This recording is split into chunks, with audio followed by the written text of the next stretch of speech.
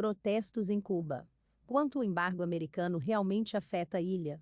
O embargo econômico americano contra Cuba se baseia em amplo emaranhado jurídico construído ao longo de décadas, que inclui 6 leis diferentes e diversas regulações, que proíbem ou limitam relações comerciais com a ilha.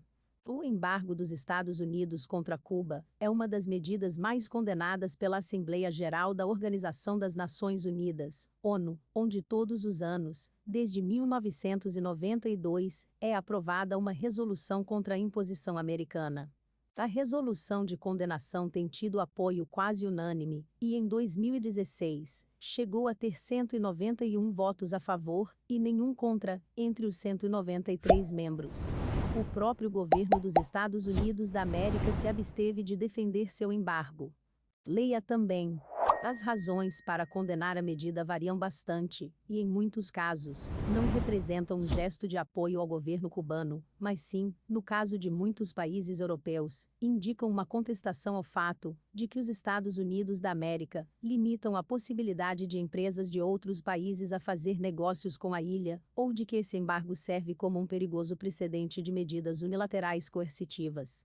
Depois dos protestos de dimensões inéditas ocorridos no domingo, 11, em várias cidades cubanas exigindo alimentos, remédios e vacinas, mas também liberdade e fim da ditadura, o governo de Miguel Díaz-Canel apontou o embargo americano como a raiz dos males que atingem a ilha. O que precisamos aqui é que as 243 medidas de bloqueio sejam retiradas e o embargo suspenso. É a única coisa que Cuba exige, disse Díaz-Canel em uma transmissão pela televisão e pelo rádio na segunda-feira, 12. 2 dias depois, o governo cubano anunciou a suspensão temporária de restrições alfandegárias a medicamentos e alimentos, na tentativa de apaziguar o descontentamento que os protestos trouxeram ainda mais à tona. Mas o que exatamente é o embargo dos Estados Unidos da América a Cuba e qual é seu verdadeiro impacto? O embargo econômico americano contra Cuba se baseia em um amplo emaranhado jurídico construído ao longo de décadas, que inclui 6 leis diferentes e diversas regulações, que proíbem ou limitam relações comerciais com a ilha. As primeiras sanções econômicas foram adotadas em 1960 pelo governo do então presidente Dwight Eisenhower em resposta à decisão do governo cubano de estatizar os bens de empresas americanas na ilha, aumentar a taxação de produtos dos Estados Unidos da América e estabelecer relações comerciais com a União Soviética. Eisenhower reduziu drasticamente a importação de açúcar de Cuba, pôs em marcha um embargo comercial parcial e acabou rompendo as relações diplomáticas com Havana. Com o fracasso da invasão da Baía dos Porcos e da declaração de Cuba como um Estado socialista por Fidel Castro em 1961, o presidente americano John F. Kennedy estabeleceu no ano seguinte um embargo total ao comércio com Cuba, com exceção de alimentos e remédios.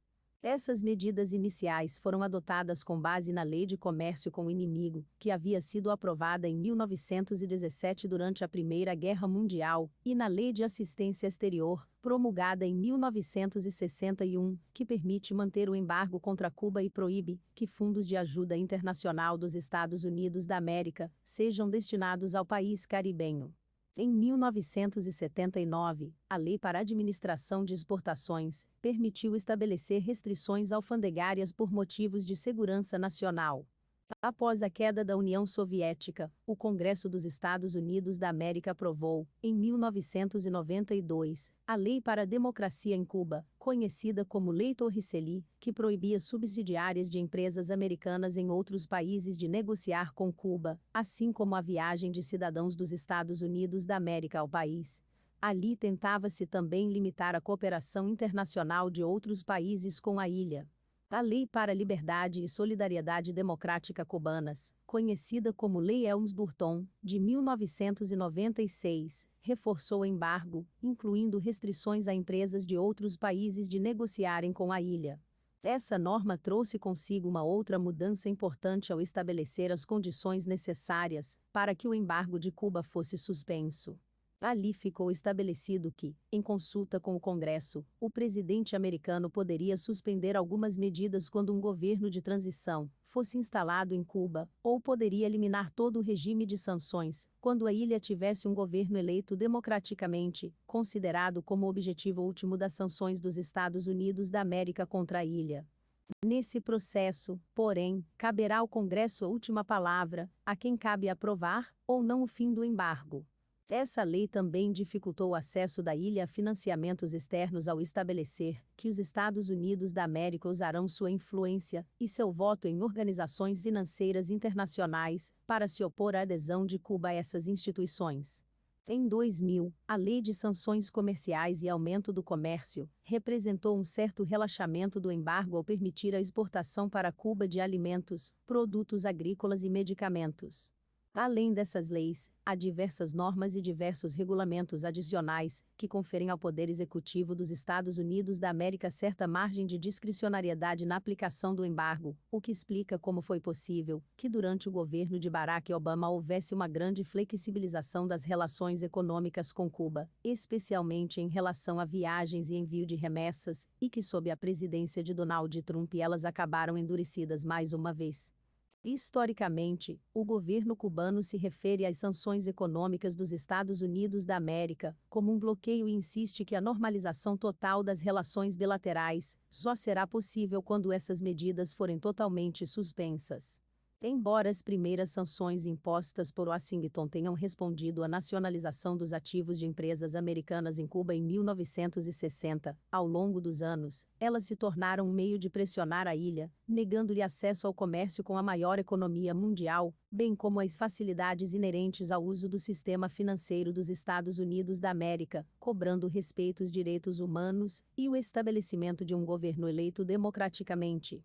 Quais atividades econômicas, então, são afetadas pelo embargo americano a Cuba? Abre aspas. A regra geral é que tudo, o que não seja explicitamente autorizado por uma licença especial ou geral, é absolutamente proibido se tiver a ver com Cuba, em termos econômicos e comerciais. Fecha aspas. Explica Pedro Freire, professor de Direito e advogado do Escritório de Advocacia Ackerman, em Miami. Agora, falando do embargo especificamente. Alguém disse que há mais buracos do que queijo, porque existe toda uma gama de exceções e licenças gerais, que autorizam transações com Cuba, acrescenta Freire, que assessora empresas americanas e internacionais a ajudá-las a fazer suas operações na ilha sem violarem o embargo. O especialista lembra que é permitido o envio de ajuda humanitária, assim como a exportação de alimentos, embora neste caso seja obrigatório que o pagamento seja feito no ato, ou seja, que não seja financiado. Ele salienta que a venda de medicamentos também é autorizada, embora não de forma automática, já que existem alguns pré-requisitos. Freire esclarece que as proibições existentes para outras atividades comerciais atingem cidadãos, empresas e entidades dos Estados Unidos da América, ou que sejam controladas por americanos. Em relação às medidas americanas, que restringem a possibilidade de empresas de outros países fazerem negócios com Cuba, Freire explica que países da União Europeia e de outros continentes, como o Canadá, desenvolveram com sucesso um arcabouço legal que impede a aplicação extraterritorial das leis americanas. A aplicação do bloqueio para além do território americano é colateral. Os Estados Unidos da América não têm jurisdição primária sobre uma empresa não americana. Se você tiver uma empresa inglesa ou francesa operando fora dos Estados Unidos da América, os Estados Unidos da América não têm jurisdição de qualquer tipo sobre essa empresa. Agora, se essa empresa começar a operar nos Estados Unidos da América, usar o sistema bancário ou recursos americanos, aí sim há jurisdição incidindo sobre essa empresa, afirma. A questão da aplicação extraterritorial do embargo entrou em vigor nos últimos anos, depois que o governo Donald Trump permitiu a aplicação de um trecho da Lei Helms-Burton que havia sido suspenso. Este estabelece que as empresas que foram confiscadas pelo governo cubano podem processar empresas estrangeiras que operam na ilha em tribunais dos Estados Unidos da América. Suponhamos que os proprietários de uma empresa de tabaco, que foi confiscada, entrem com um processo e ganhem uma ação em um tribunal americano contra uma empresa francesa, que agora controla aquele ativo. Mas essa empresa francesa não tem ativos nos Estados Unidos da América, ela tem tudo na Europa. Então, os americanos têm que ir a um tribunal francês e dizer: ei, garanta efeito e validade a essa ação que ganhei nos Estados Unidos da América, e vamos tomar as propriedades dessa empresa francesa. Mas a regulamentação da União Europeia proíbe terminantemente essa aceitação por tribunais franceses e, além disso, dá à empresa francesa o direito de apresentar reconvenção, ação contra os autores do pedido, contra os americanos, explica. Freire ressalta que as empresas estrangeiras, que desejam fazer negócios com Cuba, devem evitar o uso do sistema financeiro americano. Cuba pode teoricamente comprar todo o combustível que quiser diretamente, por exemplo, da Rússia. Os Estados Unidos da América não interferem nisso, mas essa transação não pode ser em dólares, nem pode usar o sistema bancário americano. E qual tem sido o impacto do embargo sobre Cuba? Os danos acumulados durante quase 6 décadas de aplicação dessa medida totalizam 144 bilhões de dólares, cerca de 734 bilhões de reais, afirmou o governo cubano no documento Cuba Versus. Bloqueio que apresentou sobre o embargo à Assembleia Geral da ONU em 2020.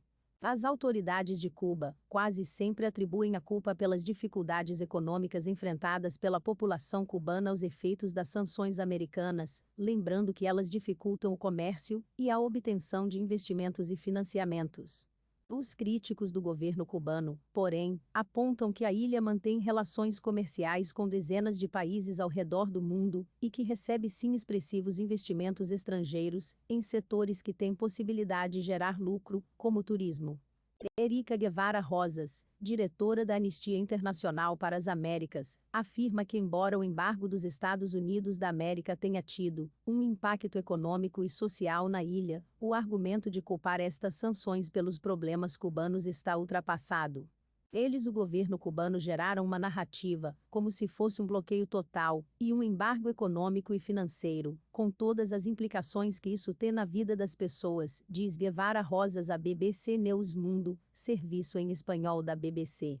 Ela lembra que a ilha mantenha relações estreitas de cooperação e comércio com países europeus. De fato, os Estados Unidos da América são o principal exportador de alimentos e medicamentos para Cuba. A lista dos principais parceiros comerciais da ilha é variada e inclui países como Venezuela, China, Espanha, Canadá, Rússia, México, Holanda, Itália, França, Alemanha e os próprios Estados Unidos, segundo dados de 2019 do Instituto Nacional de Estatísticas e Informações de Cuba. Guevara Rosas destaca, por exemplo, que 80% da carne e do frango da ilha vem dos Estados Unidos da América.